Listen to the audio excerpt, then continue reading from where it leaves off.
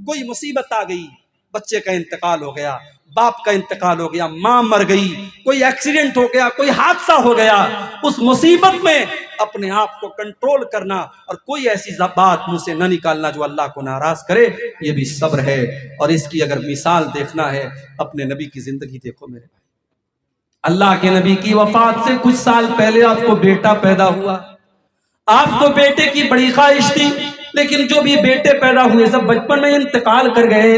آپ کو آخری بیٹا حضرت ماریا کے پیٹ سے پیدا ہوا، آپ کے انتقال کے 3-4 سال پہلے یہ بیٹا پیدا ہوا۔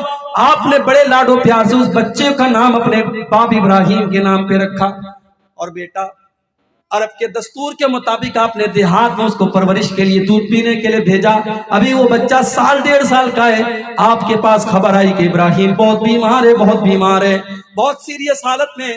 آپ اپنے صحابہ کو لے کر کے ابراہیم کو دیکھنے کے لیے جاتے ہیں، اپنے بچے کو اللہ کے نبی گود میں لیتے ہیں۔ وہ بیٹا جو بڑی آرزو تھی، بعد اس عمر میں 55 سال کی 56 سال کی عمر میں اللہ کے نبی کو ملا ہے، اس بچے کو اللہ کے نبی دم توڑتا ہوا دیکھتے ہیں، اس بچے کی سانسوں کو اکھڑتا ہوا دیکھتے ہیں، اس بچے کا آخری ٹائم ہے، بچہ آخری سانسیں لے رہا ہے، اور اللہ کے نبی کی آنکھوں سے آنسو برسنے لگتے ہیں، اللہ کے نبی رونے لگتے ہیں۔ بیٹے کا انتقال آپ کی آنکھوں کے سامنے ہو جاتا ہے، اور آپ کہتے ہیں ان العین تدمع والقلب يحزن ولا نقول الا ما يرضى ربنا۔ اے میرے بچے ابراہیم، تیرے باپ کی آنکھوں سے آنسو بہ رہے ہیں، تیرے باپ کا دل غمگین ہے، مگر تیرا باپ اپنی زبان سے کوئی ایسی بات نہیں نکالے گا جس سے اللہ ناراض ہو جائے۔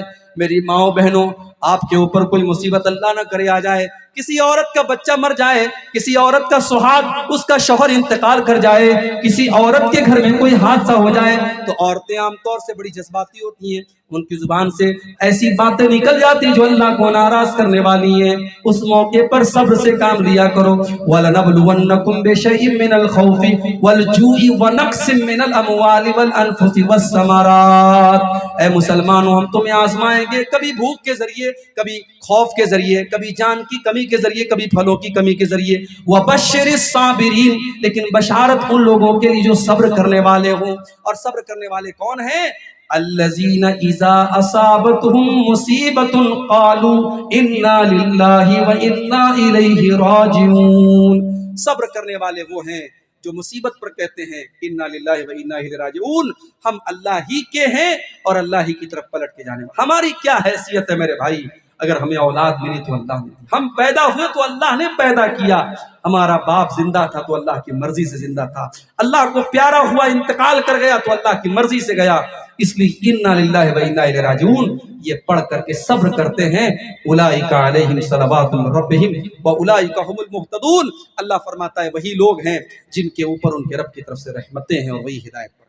تو یہ 4 چیزیں ہیں، سورہ عصر میں 4 سبق ہمیں دیا گیا۔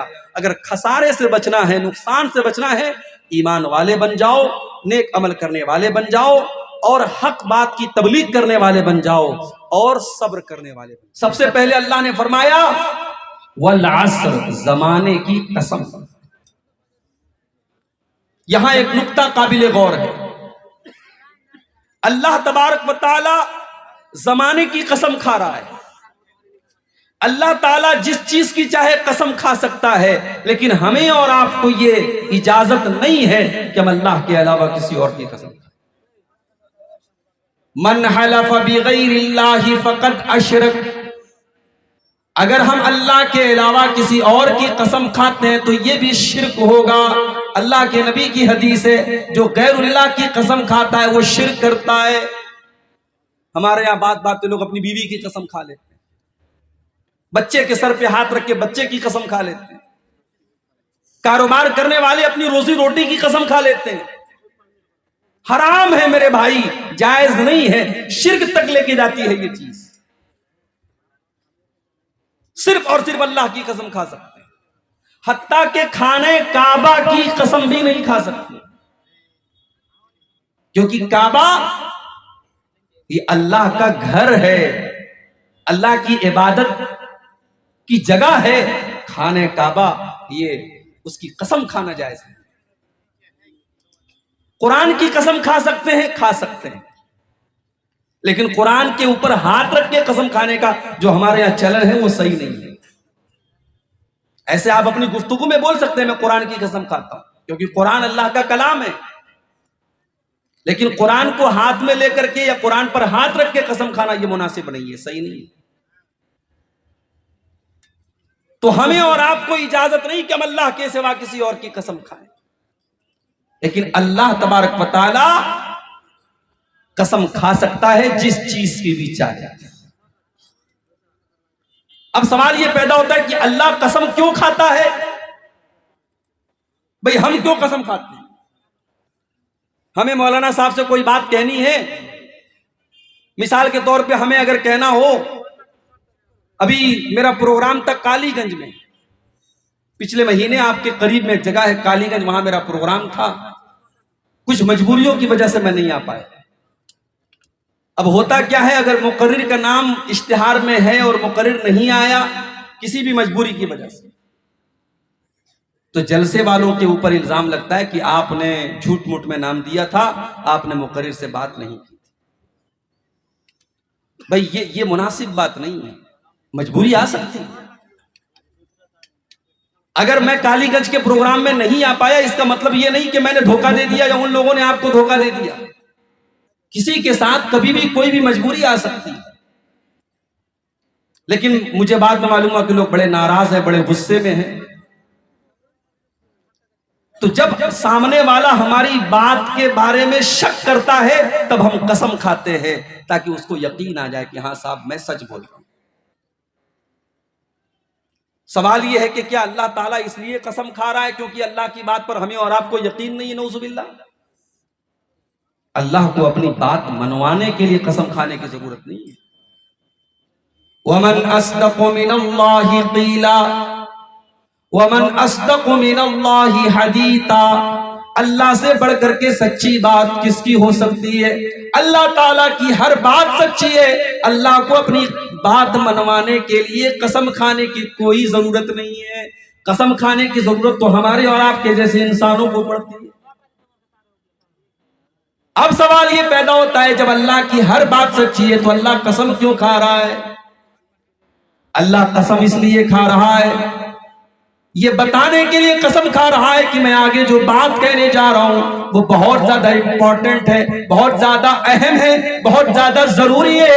اے میرے بندو، میں قسم کھا کے تم کو بتا رہا ہوں جو تمہارے بات کرنے کا انداز ہے. جب تم اپنی بات کو مضبوط کرنے کے لیے قسم کھاتے ہو، میں تمہاری بات چیت کے انداز کو اپناتے ہوئے میں قسم کھا رہا ہوں تاکہ تم آگے والی بات کی اہمیت کو سمجھو، اس کے امپورٹنس کو سمجھو، اس کے مہتو کو سمجھو. زمانے کی قسم. اب یہاں ایک چیز اور سمجھ لیجیے، ہم اور آپ بات چیت میں ایک بات بولتے ہیں زمانہ بڑا خراب ہو گیا ہے، نہیں بولنا چاہیے. ہم کہتے ہیں ہمارا ٹائم بڑا خراب چل رہا ہے، یہ نہیں بولنا چاہیے.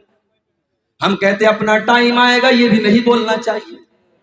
ہم یہ کہتے ہیں بڑا برا دور چل رہا ہے، یہ بھی نہیں بولنا چاہیے. اس لیے کہ دور اور حالات اور زمانہ اس کو چلانے والا اللہ تعالیٰ ہے. اگر ہمارے اوپر بری آفتیں، ہمارے اوپر برے حالات اگر آ رہے ہیں، آفتیں آ رہی ہیں، مصیبتیں آ رہی ہیں، پریشانیاں آ رہی ہیں، ہم اپنے گریبان میں جھانکیں، ہم اپنا جائزہ لیں، ہم اپنے اعمال کو ٹٹولیں، ہم اپنے ضمیر کے اندر جھانک کر کے دیکھیں ہم سے کہاں خطا ہو رہی ہے. ہم یہ بلیم نہ کریں کہ حالات بہت خراب چل رہے ہیں، زمانہ بہت خراب چل رہا ہے. زمانہ خراب نہیں ہوتا، زمانے والے خراب ہوتے ہیں. زمانہ خراب نہیں. اسی لیے اللہ کے نبی فرماتے لا تسبوا الدہر، اے میرے صحابہ تم کبھی زمانے کو گالی نہ دینا، اس لیے کہ اللہ تعالیٰ خود زمانہ ہے. فَإِنَّ اللَّهَ هُوَ الدَّهْرُ، اللہ تعالیٰ تو خود زمانہ ہے، زمانے کو چلانے والا اللہ تعالیٰ ہے. هُوَ الَّذِي يُقَلِّبُ اللَّيْلَ وَالنَّهَارَ، رات اور دن کو پھیرنے والا اور دن اور تاریخ کو پلٹنے والا اور دنیا کے نظام کو چلانے والا، رات و دن کو چلانے والا تو اللہ تعالیٰ ہے. جب تم زمانے کو گالی دیتے ہو تو انڈائریکٹلی تم نعوذ باللہ اللہ کو برا بھلا کہتے ہو. اس لیے خبردار زمانے کو گالی نہ دینا، کبھی زمانے کو گالی نہ دینا. زمانہ ہی، وقت ہی تو ہماری پونجی ہے میرے بھائی. انسان کی زندگی سے گزرا ہوا ایک منٹ کبھی واپس نہیں آ سکتا، اتنا قیمتی ہوتا ہے یہ وقت، یہ زمانہ. آج انسان جوان ہے، سوچتا ہے یار یہ مولوی لوگ کا تو کام ہے تقریر کرنا، مزے لے لو، آج جوانی ہے گل چھرے اڑا لو، مگر معاف کیجئے گا موت جب آئے گی نا یہ پوچھ کے نہیں آئے گی کہ آپ 30 سال کے ہیں کہ 40 سال۔ کورونا آیا تب پوچھ کے نہیں آیا، تب 25 سال کے ہو گے 35 سال کے۔ قبرستان میں جب جنازے آپ اٹھاتے ہیں جا کے دیکھ لو، اگر 60 اور 65 اور 70 سال والوں کے جنازے آپ اٹھاتے ہیں تو 18-20 سال کے جوانوں کے جنازے بھی آپ اٹھاتے ہیں، 5 سال کے بچوں کے جنازے بھی آپ اٹھاتے ہیں، اور 70 سال کے بوڑھوں کے جنازے بھی آپ اٹھاتے ہیں۔ اس لیے ٹائم کی قدر کرو میرے بھائی۔ اللہ زمانے کی قسم کھا کے ہمیں اور آپ کو بتا رہا ہے کہ ٹائم بڑی قیمتی چیز ہے، وقت بڑی قیمتی چیز ہے۔ اسی لیے اللہ کے نبی فرماتے ہیں اغتنم خمسا قبل خمس، 5 چیزوں کی قدر کرو، 5 چیزوں کو غنیمت سمجھو، 5 چیزوں کی ویلو کو سمجھو، 5 چیزوں کے آنے سے پہلے۔ شبابک قبل حرمک، اپنی جوانی کی قدر و قیمت کو سمجھو اپنے بڑھاپے کے آنے سے پہلے۔ میرے پیارے بھائیوں، یہ جوانی اللہ کی بہت بڑی نعمت ہے جو ہمیں اور آپ کو ملی ہے۔ اس جوانی کا مس یوز نہ کرو، اس کو بدکاری میں نہ گزارو، اس کو عیاشی میں نہ گزارو، اس کو شراب نوشی میں نہ گزارو، اس کو حرام کاروبار میں نہ گزارو، اس جوانی کو اللہ کو راضی کرنے میں گزارو۔ رب کعبہ کی قسم، تم نے جوانی میں جو سجدے تم کرو گے اللہ کی بارگاہ میں 60 سال کے بعد جو سجدہ کیا جائے وہ سجدہ 20 سال کی عمر والے سجدے کے برابر نہیں ہو سکتا ہے۔ 20 سال کا جوان جب اللہ کی بارگاہ میں سجدہ کرتا ہے، جب 20 سال کا جوان راتوں میں اللہ کی عبادت کرتا ہے، اس نوجوان کی عبادت اللہ کو بہت پسند ہے۔ اسی لیے اللہ کے نبی فرماتے ہیں قیامت کے دن اللہ تعالیٰ اپنے عرش کا سایہ جن خوش نصیب بندوں کو دے گا ان میں خوش نصیب وہ بھی ہوگا وَشَابٌ نَشَأَ فِي عِبَادَةِ اللَّهِ، وہ نوجوان جس کی جوانی اللہ کی عبادت میں گزری ہو۔ اللہ کے نبی نے یہ نہیں کہا وہ بوڑھا جس کی کا بڑھاپا اللہ کی عبادت میں گزرا۔ بڑھاپے کی عمر تو ایسی ہوتی ہے جب انسان کو یہ احساس ہونے لگتا ہے اب میرا قبر پیر میں لٹکا ہے، اب میرا پیر قبر میں لٹکا ہے، اب کبھی بھی میں اللہ کے ہاں جا سکتا ہوں، اب میرا ٹائم ختم ہو رہا ہے۔ وہ انسان آٹومیٹک نیکیوں کی طرف مائل ہوتا ہے اور برائیوں کا جذبہ کم ہوتا ہے۔ لیکن جوانی میں جب انسان کے اندر گناہ کرنے کی طاقت ہوتی ہے اور انسان کو شیطان زیادہ بہکاتا ہے اور گناہوں کے فتنے زیادہ اس کے ساتھ ہوتے ہیں، اس لیے نوجوانی میں اپنے آپ کو بچا کے رکھنا یہ زیادہ امپورٹنٹ۔ تو اللہ کے رسول صلی اللہ علیہ وسلم کیا فرما رہے ہیں؟ شبابک قبل حرمک، اپنی جوانی کی قدر کرو اس سے پہلے کہ بڑھاپا آ جائے۔ وَصِحَّتَكَ قَبْلَ سَقَمِكَ، اور اپنی تندرستی کی قدر کرو اس کے پہلے کہ تم بیمار ہو جاؤ۔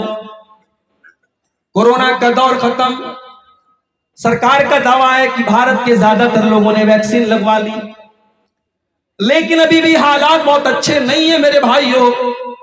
اب حالات وہ ہیں، اب سرکار پلہ جھاڑ لے گی، لاک ڈاؤن لگانے کی تو ہمت اب کسی کے اندر نہیں ہے۔ ابھی بھی وائرس موجود ہے، بیماریاں موجود ہیں، اور ہم نے اپنی بنارس کی سرزمین پر کئی ایسے مریضوں کو پچھلے 2-3 مہینوں کے اندر دیکھا، بخار آیا، فیور آیا، ڈاکٹر کو دکھایا گیا، پلیٹلیٹ کی جانچ ہوئی، پلیٹلیٹ کم پایا گیا۔ اس کے پہلے کہ پلیٹلیٹ چڑھایا جاتا، اس کے پہلے کہ کنٹرول کیا جاتا، 24 گھنٹے کے اندر مریض اللہ کو پیارا ہو گیا۔ جتنے واقعات ایسے، بالکل ینگ آدمی، بالکل نوجوان آدمی بیمار ہوتا ہے اور انتقال کر جاتا ہے۔ ہم نہیں جانتے کون سا بخار جان لیوا بن جائے گا، ہم نہیں جانتے کون سی کھانسی جان لیوا بن جائے گی، ہم نہیں جانتے سینے کا کون سا درد ہارٹ اٹیک کی خبر لے کر کے آ جائے گا، ہم نہیں جانتے پیٹ کا کون سا درد نعوذ باللہ کینسر کی بیماری لے کے آ جائے گا۔ اگر اللہ نے آپ کو تندرست بنایا ہے، اگر اللہ نے آپ کو بیماریوں سے بچایا ہے، اللہ کا شکر ادا کرو میرے بھائی۔ کبھی جا کر کے ممبئی کے اندر کینسر ہاسپٹل میں جا کر کے دیکھو، آپ کے جیسے لوگ کتنے مریض ہیں جو کینسر کی بیماری میں مبتلا ہیں اور آج ممبئی کے ہاسپٹل کے چکر لگا رہے ہیں اور زندگی اور موت کی لڑائی لڑ رہے ہیں۔ اگر اللہ نے آپ کو اور ہمیں اللہ نے ان بیماریوں سے بچایا ہے تو اس نعمت کی قدر کرو۔ اللہ کے نبی فرما رہے ہیں وَصِحَّتَكَ قَبْلَ سَقَمِكَ، اپنی بیماریوں کے آنے سے پہلے اپنی تندرستی کی قدر کرو۔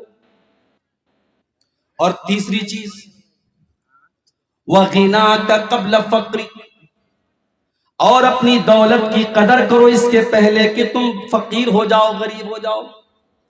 آج اللہ نے دولت دی ہے، آج آپ کے پاس بڑے بینک بیلنس ہیں، بڑی زمینیں، بڑی جائیدادیں، بہت پیسہ آپ کے پاس ہے۔ آج حرام کاموں میں خرچہ کرنے کے لیے تو 2000 کی نوٹ آپ نکال لیتے ہیں اور لاکھوں کروڑوں خرچ کرنے کے لیے تیار ہو جاتے ہیں۔ ابھی بنارس میں ایک شادی ہوئی، لڑکی والوں نے یہ ڈیمانڈ کی، لڑکے والوں نے یہ ڈیمانڈ کی کہ ہمارے یہاں سے جب بارات جائے گی تو بہت اچھا لان بک ہونا چاہیے، ایک اچھا لان بک ہونا چاہیے۔ لڑکی والے بھی بڑے حیثیت والے، بڑے پیسے والے تھے۔ بنارس سے تھوڑا سا آؤٹر میں ایک بہت بڑا شادی کا لان بک کیا گیا، اور مجھے بھائیوں نے بتایا کہ اس شادی کے لان کی ایک دن کی قیمت 8 لاکھ روپے، 8 لاکھ روپے میں شادی کے لان بک کیے جا رہے ہیں۔ یہ اس قوم کے لوگ کر رہے ہیں جس قوم کی ایک بڑی تعداد آج بھوکوں مر رہی ہے، جس قوم کے بچے آج تعلیم سے پیچھے ہیں، اور جس قوم کی ایک بڑی تعداد آج سر چھپانے کو چھت نہیں ان کے پاس۔ دولت ہے تو اڑا لو، مزے لے لو میرے بھائی، مگر اللہ کو حساب دینا پڑے گا۔ دولت کی قدر کرو، اگر اللہ نے آج دولت دی ہے اس دولت کا مس یوز مت کرو۔ بہت سارے نیکی کے راستے ہیں، بہت سارے غریب بچے ہیں، بہت ساری یتیم بچے ہیں، بہت ساری بیوائیں ہیں، بہت سارے ادارے ہیں جہاں آپ کے مال کی ضرورت ہے، آپ حرام راستوں پہ خرچ کر رہے ہیں۔ ضروری نہیں ہے، ہم نے دیکھا ہے بڑے بڑے بادشاہوں کی اولاد آج بھیک مانگ رہی ہے، بڑے بڑے امیروں اور کروڑ پتیوں اور ارب پتیوں کو ہم نے روڈ پر آتے ہوئے دیکھا ہے، سڑک پتی ان کو بنتے ہوئے دیکھا ہے۔ اللہ کے رسول کہہ رہے ہیں کہ اپنی دولت کی قدر کرو اس کے پہلے کہ تم فقیر ہو۔ اور چوتھی چیز، وَفَرَاغَكَ قَبْلَ شُغْلِكَ، اپنے ٹائم کی قدر کرو اس کے پہلے کہ تم بزی ہو جاؤ۔ آج اگر آپ کے پاس 5 منٹ کا ٹائم بھی فری ہے تو اس فری ٹائم کو ٹائم پاس نہ کرو۔ اس 5 منٹ میں قرآن کی تلاوت کر سکتے ہو، اس 5 منٹ میں کوئی اچھی تقریر سن سکتے ہو، اس 5 منٹ میں کسی دینی کتاب کا مطالعہ کر سکتے ہو، اس 5 منٹ کو اپنی ماں کے پاس بیٹھ کر کے ماں کی حال چال لے سکتے ہو، اس 5 منٹ میں اپنے بچوں کے پاس بیٹھ کر کے بچوں کی صحیح تربیت کر سکتے ہو، اس 5 منٹ کے ذریعے اپنے باپ کے پاس بیٹھ کر کے اپنے باپ کی کچھ خدمت کر سکتے ہو۔ اس 5 منٹ کی بھی قدر کرو، وہ 5 منٹ بھی تم کو آگے کی زندگی میں نصیب نہیں ہوگا۔ جیسے جیسے زندگی آگے بڑھتی چلی جائے گی تم اپنی مصروفیات میں بزی ہوتے چلے جاؤ گے، مصروف ہوتے چلے جاؤ گے۔ اگر تمہارے پاس فری ٹائم ہے، اگر تمہارے پاس فرصت ہے، اگر تمہارے پاس وقت ہے، اللہ کے پیارے نبی صلی اللہ علیہ وسلم فرما رہے ہیں وَفَرَاغَكَ قَبْلَ شُغْلِكَ، اپنے ٹائم کی قدر کرو اس کے پہلے کہ تم بزی ہو جاؤ۔ اور 5ویں چیز، وَحَيَاتَكَ قَبْلَ مَوْتِكَ، اور اپنی زندگی کی قدر کرو اس کے پہلے کہ موت آ جائے، اس کے پہلے کہ تم آج تو اپنی 4 ویلر پر اور اپنی مہنگی 30-40 لاکھ کی گاڑیوں پر تم سفر کرتے ہو، تمہارے گاؤں میں تمہاری گاڑیوں کی دھوم ہے، تمہاری دولت کی دھاک ہے۔ اس سے پہلے کہ وہ دن آ جائے جب فارچونر پہ چلنے والا، جب مہنگی گاڑیوں پر چلنے والا، جب کروڑ پتی بنگلے میں رہنے والا، جب 4 لوگوں کے کندھے پر سوار ہو کر کے قبرستان جائے گا، اس دن کے آنے کے پہلے تم تیاری کر لو میرے بھائی۔ کبھی رات کا سفر آپ نے کیا ہوگا، کار سے آپ سفر کر رہے ہیں، رات کا ٹائم اور جنگل سے آپ کی کار گزر رہی ہے میرے بھائیوں۔ کبھی رات کے اس سفر میں اپنے کار کی لائٹوں کو بجھا کر کے دیکھو، جب چاروں طرف اندھیرا ہو اور آپ جنگل کے بیچ میں آپ کی کار کھڑی ہو، آپ کو کتنا ڈر محسوس ہوگا، آپ کو کتنا بھیانک لگے گا میرے بھائیوں۔ کل قبر کے اندر بھی ہم اسی حالات سے دوچار ہوں گے۔ اس قبر میں نہ ماں آئے گی، نہ باپ آئے گا، نہ اولاد آئے گی، نہ رشتہ دار آئیں گے، سارے کے سارے لوگ ہمارے مرنے کے بعد بڑے آنسو بہائیں گے، ہمیں نہلائیں گے، کفنائیں گے اور قبرستان میں لے جا کر کے مٹی میں ڈال دیں گے، اور مٹی دے کر کے ہاتھ جھاڑ کے چلے جائیں گے اور کہیں گے لحد تک آپ کی تعظیم کر دی، اب آگے آپ اور آپ کے اعمال جانے، یہاں تک آپ کی تعظیم کر دی، اب آگے آپ کے اعمال جانے۔ میرے بھائیوں، اس قبر کے اندھیرے میں اللہ کے فرشتے آپ کے پاس آئیں گے اور آپ کے عمل کے حساب کے ساتھ یا تو قبر میں عذاب ہوگا یا قبر میں جنت کی کھڑکی کھول دی جائے گی. اب یہ آپ کو طے کرنا ہے کہ آپ اس زندگی میں کیا کرنے والے ہیں. اللہ کے پیارے نبی فرماتے ہیں وَحَيَاتَكَ قَبْلَ مَوْتِكَ، اپنی زندگی کی قدر کرو اس سے پہلے کہ موت آ جائے. تو زمانے کی قسم کھا کر کے اللہ تعالیٰ نے زمانے کی اہمیت ہمیں اور آپ کو بتائی. اور ایک اور ترجمہ اس کا کیا گیا والعصر، عصر کے ٹائم کی قسم یا عصر کی نماز کی قسم. پانچوں ٹائم کی نمازوں میں عصر کی نماز کی بڑی اہمیت ہے. جس طریقے سے فجر کی نماز کی بڑی اہمیت ہے اسی طریقے سے عصر کی نماز کی بڑی اہمیت ہے. عام طور سے فجر کے ٹائم بھی آدمی سویا رہتا ہے اور عصر کے ٹائم بھی جب دوپہر میں انسان قیلولہ کرتا ہے، آرام کرتا ہے، تو عصر کے ٹائم بھی اپنی نیند کو قربان کر کے اس کو عصر پڑھنا پڑتا ہے. اسی لیے اللہ قرآن میں کہتا ہے حافظوا علی الصلوات والصلاۃ الوسطی، میرے بندو تم نمازوں کی حفاظت کرو اور خاص طور سے بیچ والی نماز یعنی عصر کی نماز کی حفاظت کرو، عصر کی نماز کی پابندی کرو. وقوموا للہ قانتین، اور نماز میں سکون کے ساتھ اللہ کے سامنے کھڑے رہو. عصر کی نماز کی بڑی اہمیت ہے.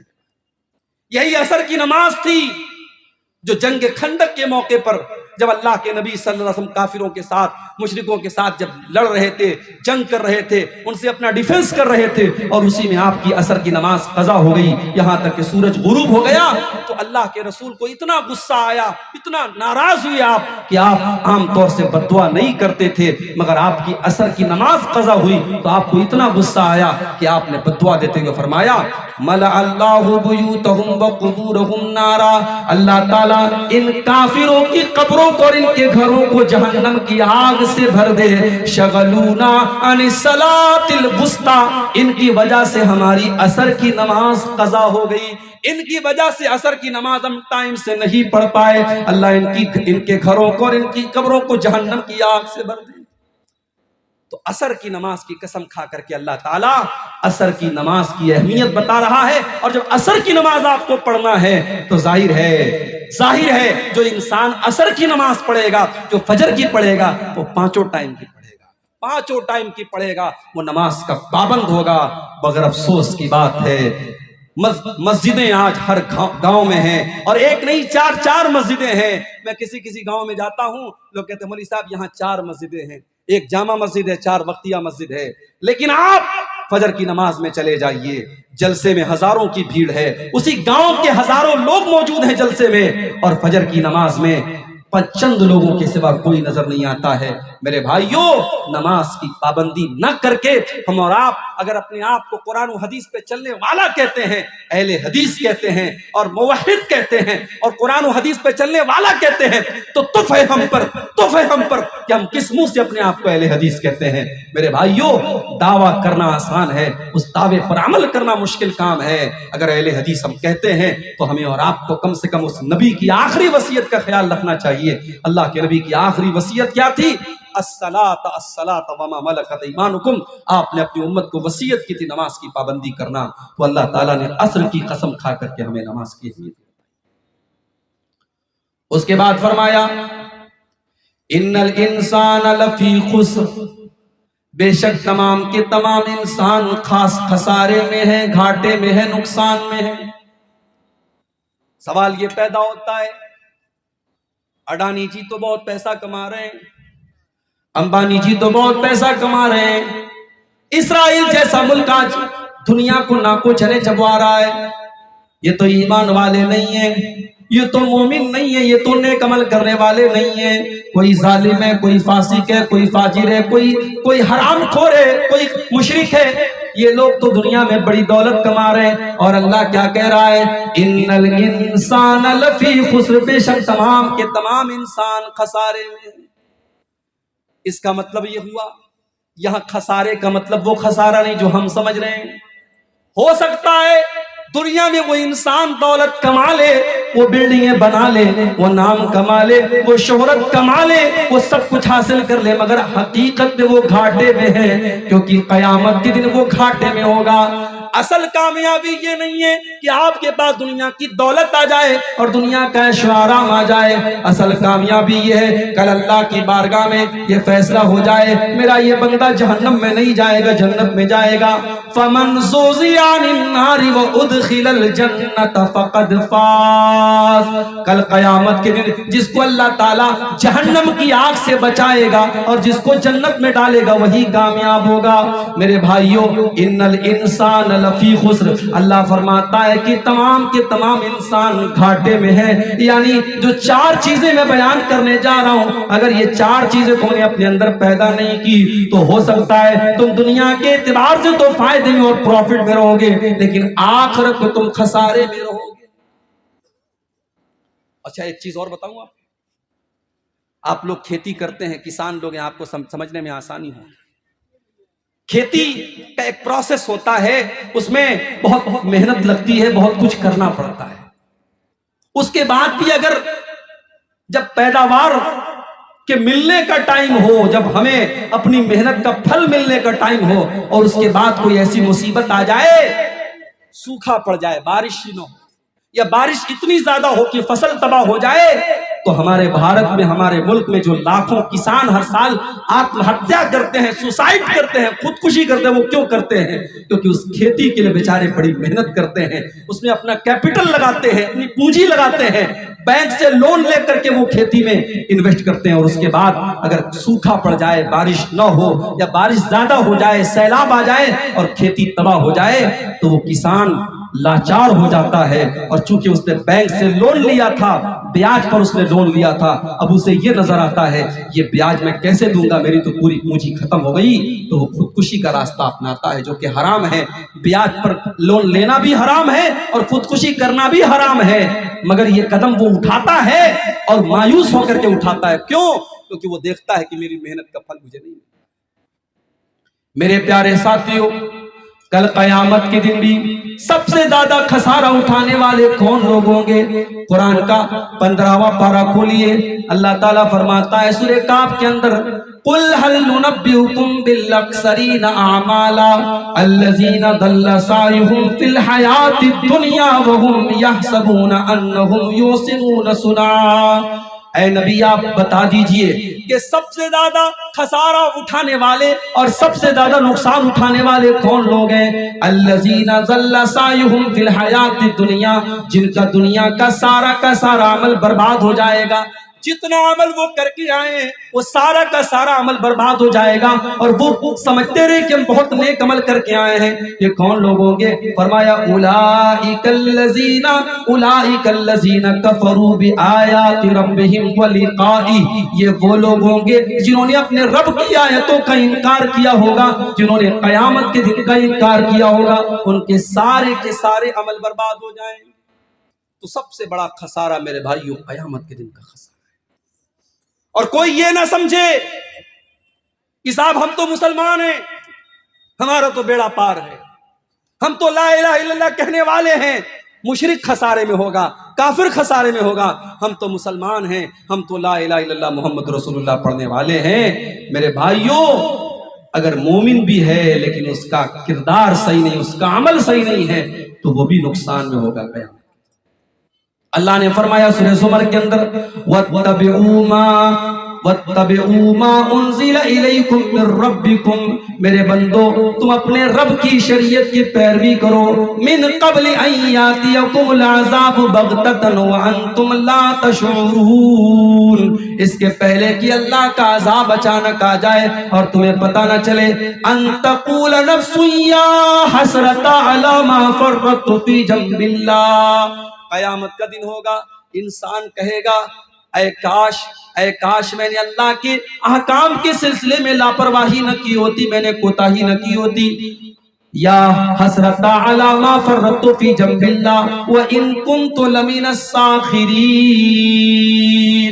انسان کل قیامت کے دن کہے گا میں اللہ کا مذاق اڑانے والوں میں سے تھا، میں اسلام کا مذاق اڑانے والوں میں سے تھا، آج میرا کتنا برا انجام ہو گیا۔ او تقول لو ان اللہ ہدانی لکنت من المتقین،